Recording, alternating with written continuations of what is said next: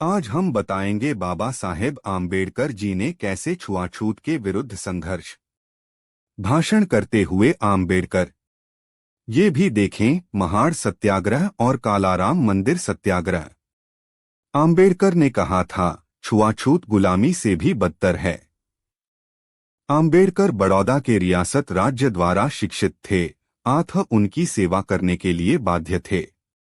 उन्हें महाराजा गायकवाड़ का सैन्य सचिव नियुक्त किया गया, लेकिन जातिगत भेदभाव के कारण कुछ ही समय में उन्हें यह नौकरी छोड़नी पड़ी।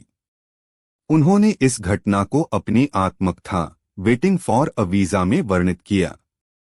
इसके बाद उन्होंने अपने बढ़ते परिवार के लिए जीविका साधन खोजने के पुनः प्रयास किए, जिसके लिए उन्होंने लेखाकार के रूप में व एक निजी शिक्षक के रूप में भी काम किया और एक निवेश परामर्श व्यवसाय की स्थापना की, किंतु ये सभी प्रयास तब विफल हो गए जब उनके ग्राहकों ने जाना कि ये अछूत हैं। 1918 में ये मुंबई में Sydenham college of commerce and economics में राजनीतिक अर्थशास्त्र के प्रोफेसर बने। हालांकि वे छात्रों के साथ सफल रहे, फिर भी अन्य प्रोफेसरों ने उनके साथ पानी पीने के बर्तन साझा करने पर विरोध किया।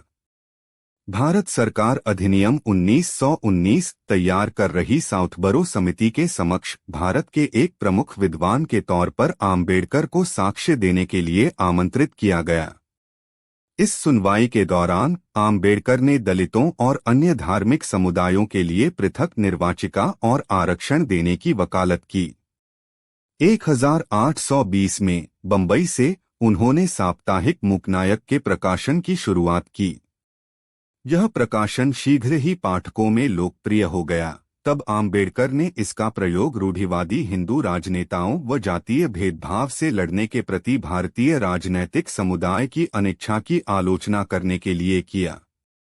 उनके दलित वर्ग के एक सम्मेलन के दौरान दिए गए भाषण ने कोल्हापुर राज्य के स्थानीय शासक शाहू चतुर्थ को बहुत प्रभावित किया, जिनका आम्बेडकर के साथ भोजन करना रूढ़िवादी समाज में हलचल मचा गया।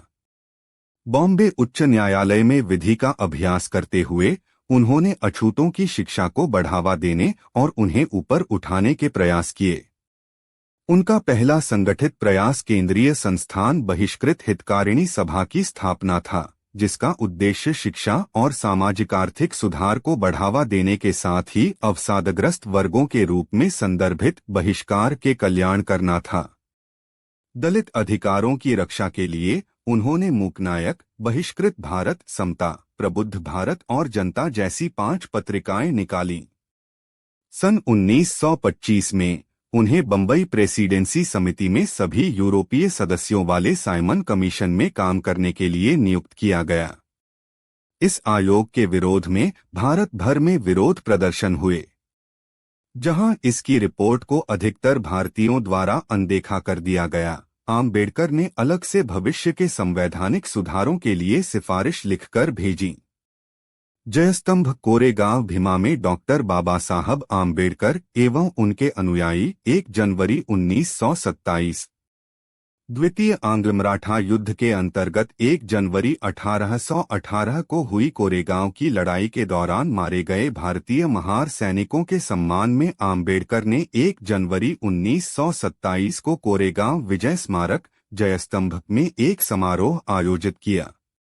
यहां महार समुदाय से संबंधित सैनिकों के नाम संगमरमर के एक शिलालेख पर खुदवाए गए तथा कोरेगांव को दलित स्वाभिमान का प्रतीक बनाया।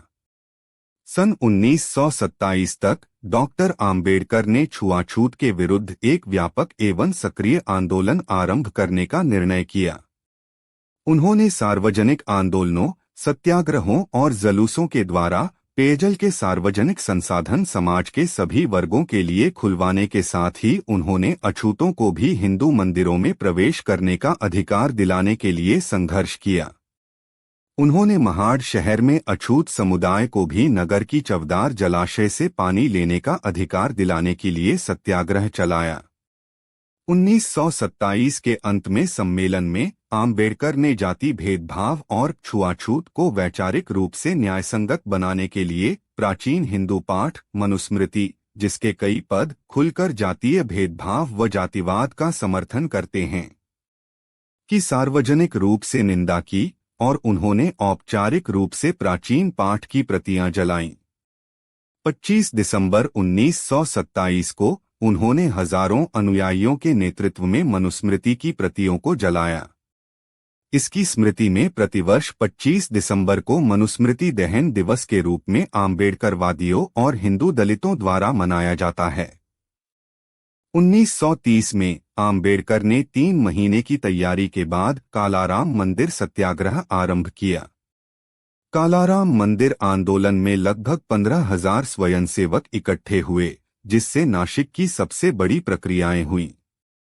जुलूस का नेतृत्व एक सैन्य बैंड ने किया था। स्काउट्स का एक बैच, महिलाएं और पुरुष पहली बार भगवान को देखने के लिए अनुशासन, आदेश और दृढ़ संकल्प में चले गए थे। जब वे द्वार तक पहुंचे तो द्वार ब्राह्मण अधिकारियों द्वारा बंद कर दिए गए।